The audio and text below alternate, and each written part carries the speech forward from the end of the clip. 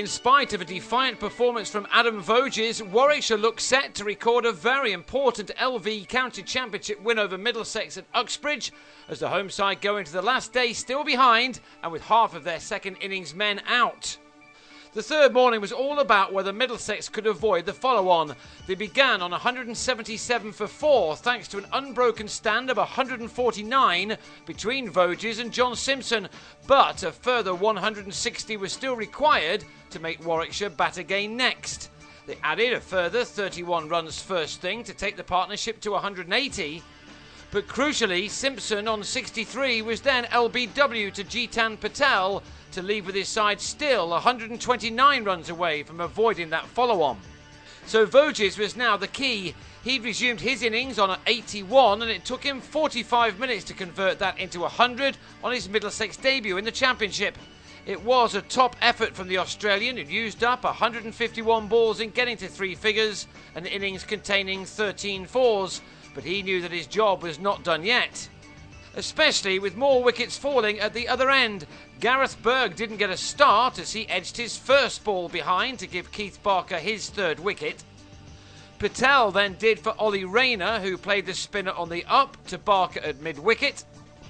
And then Barker had Toby Roland-Jones held by Varun Chopra in his next over, a wicket which left Middlesex on 227 for 8. 4 wickets had fallen for just 19 runs in 7 overs, and now the home side had a mountain to climb. They were still 110 runs shy of that follow-on target, a target which, if passed, would almost guarantee that this game would be drawn. Voges had not given up though, with Ravi Patel settling in and defending well at the other end. The former Nottsman unleashed some cracking shots to give his side just a sniff of achieving the remarkable, bearing in mind that they had been 28 for 4 at one point. This was the pick of Voges' shots, a well-executed stroke that carried the distance. And that helped him move to his 150, which was reached after lunch with a simple single off Patel. He'd now been at the crease for 216 balls, from which he'd struck that solitary 6, and 17 other sublime 4s. Alas, he was out to the next ball he faced, chipping a return catch to Patel to end a partnership of 72, which had again renewed hope of follow-on avoidance. It left the last pair requiring 38 runs, and Ravi Patel was still hopeful that that could be achieved as he moved patiently on to 26. But Corey Collymore couldn't stick it out with him, and after 10 had been added, he belted Patel to Atiq Javid at mid-off to give the bowler figures of 4 for 119, while Barker claimed 4 for 47. Middlesex were dismissed for 309 and so were back in, still trailing by 177, and they lost both openers before many of those were knocked off.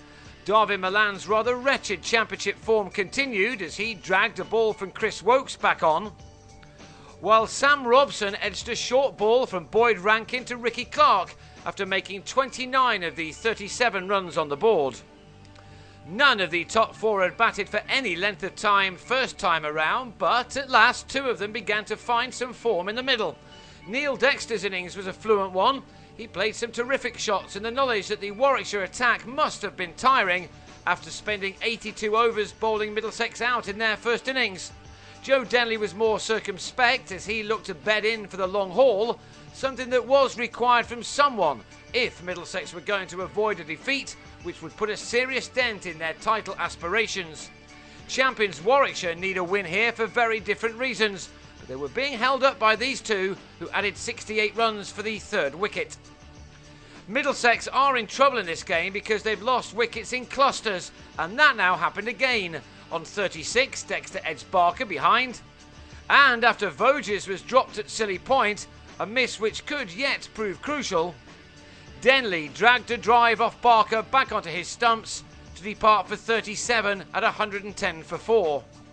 So we were back where we started the day, with Voges and Simpson batting together, and their mindsets won't have altered either. It was still a backs against the wall job for them, with the object initially just to see out the day to give themselves a chance of saving this game on the last one. But with just minutes to go, Simpson, having survived an hour for his 17 runs, nicked Rankin behind to make it just about a perfect day for the visitors. They claimed 11 wickets in it and now need only 5 more to get this important victory, which will move them clear of the relegation places. Middlesex will look to Voges again. He has 15 runs to his name out of the 147 for 5 on the board, and that means that his side is still 30 runs behind.